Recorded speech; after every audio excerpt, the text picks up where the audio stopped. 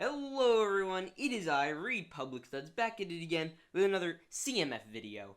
Now, before we get into it, I just want to tell you all, if this video hits 500 likes, we will do a one for Season 2 once it's over, so make sure to like this video, and let's get into it.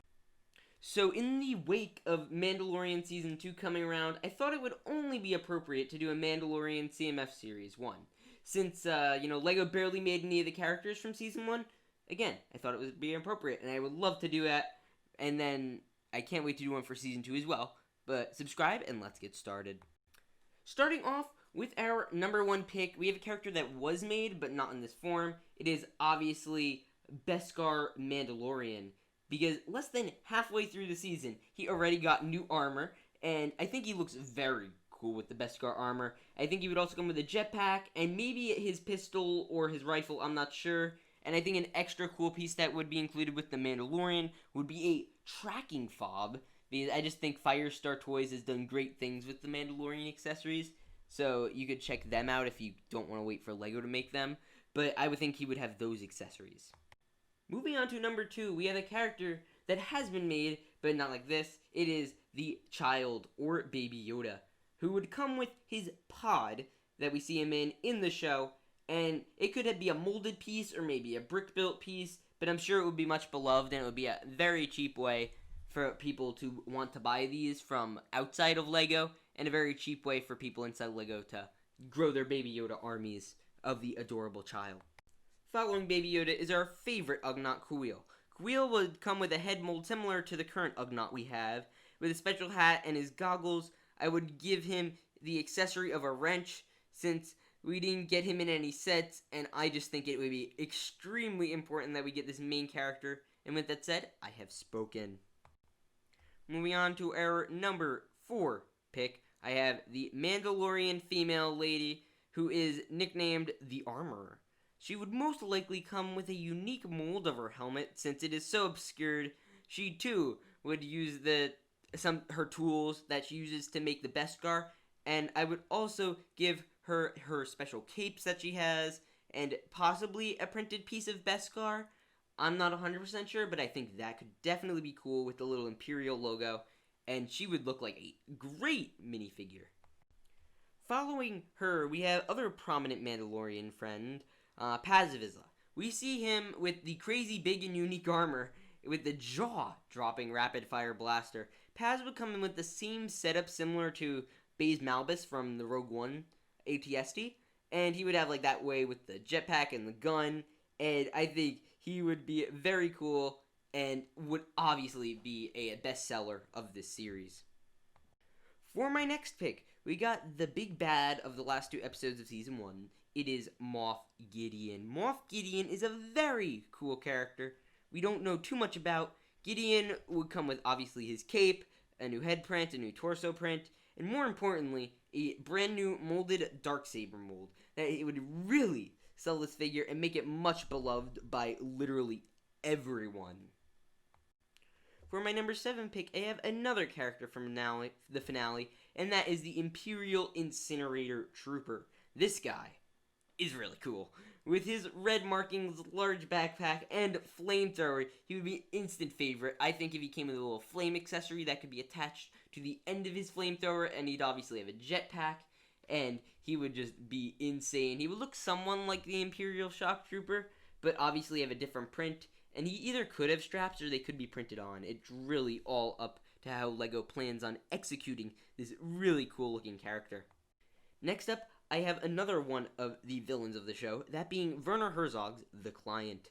The Client would have would be a great figure, and he would probably have his little Imperial medallion that you see him wearing under his big heavy overcoat, and he would have the kimono, which is the little white crate, as a custom piece, and he may also come with a special hair mold, or a Beskar piece, or something along those lines, but I think he would be a very cool character to get. At number 9, we have the scientist who studied Baby Yoda. This would be Dr. Pershing.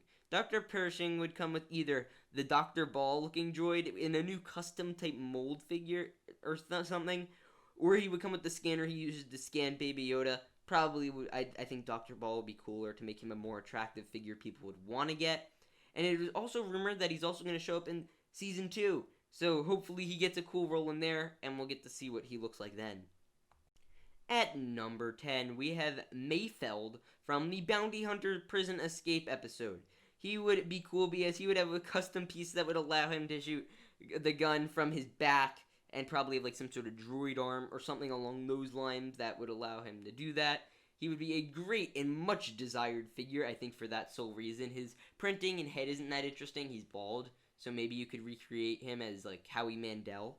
But other than that, he would be a great figure. And let's move on to the next one. At number 11, we have another character from the same episode. It is Zero. Zero is a droid we see almost kill Baby Yoda, and all our hearts almost sank when it happened. He would look much like Forlom. I mean, his eyes are a little more lifted than Forlom, but Lego probably wouldn't make a new mold. But with this figure, he would probably have like the same torso as Forlom's, maybe add some of the printed straps we see him have on, and he would also come with a special blaster rifle similar to Boba Fett's. Next up we have, I hope I get his name right, Crook. He's the Deveronian. We see him in Season 1 of The Mandalorian. Supposedly he and the other crew of that group survived, and this character is a really big dude.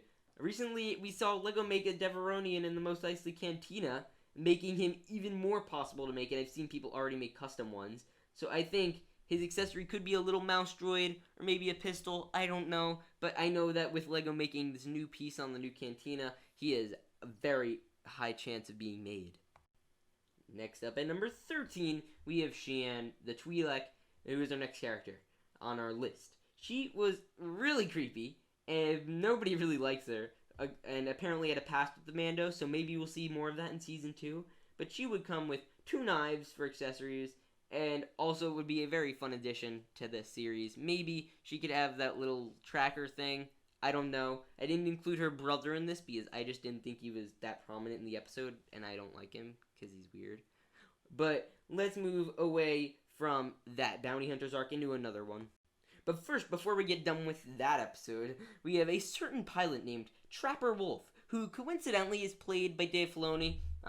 This may have been a little on the nose, but this minifig would be a Rebel pilot that would come with a special head print for Dave Filoni, and I think either maybe they'd put like a little wolf symbol on his armor or on his print or helmet or something, but he at least has to have some sort of cowboy hat. That is my only requirement for this minifigure. It must come with a cowboy hat. If it doesn't, I will actually freak out. They need to make Dave Filoni.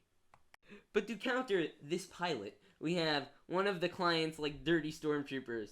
These battle-hardened troopers, and we see in Season 1, follow around the client literally everywhere, and I think they'd be fun. They'd probably look similar to the Sand Trooper and Battlefront 2 Jump Troopers, just because of the way they look. And I think it would give them a nice enemy variety, because literally everyone except for, say, the client is an enemy to them. Even Moff Gideon killed stormtroopers. So they would be a nice little counter to everyone in the show. And number 16, I have Toro Calican. He is the young bounty hunter we see in the Tatooine episode 5. He isn't too special, but I think his accessory would be a pistol, and I couldn't decide on binoculars or credits. I think the credits would be obviously my pick, because we don't get too much Republic or Imperial credits, but we do get binoculars like every 5 seconds. I have 2 billion of them from the 501st Battle Pack, so I think I'm gonna go with the credits.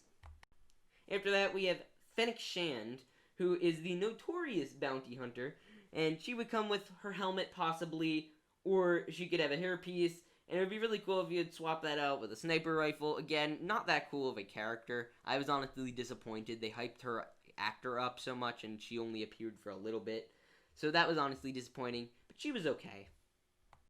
Now, this 18th pick, we had a very hard time picking. So, instead of doing that, I want to leave it up to everyone in the comments. So, everyone in the comments, if I did not mention a character in Season 1, you need to tell me down below. I'll like every character at least once, so if there's a character I missed, I know I certainly missed a few of the Rebel pilots, I certainly missed a few of the people from the Bounty Hunter episode. Heck, I even missed a few of the people from Episode 1, like that blue guy, or even if you want to see another version of Grief Karga, or someone like that, let me know, or Cara Dune. Let me know, and I will be happy to like that comment, whichever one gets the most likes. So go down there and like the character you want to see be made most, or comment one that you don't see.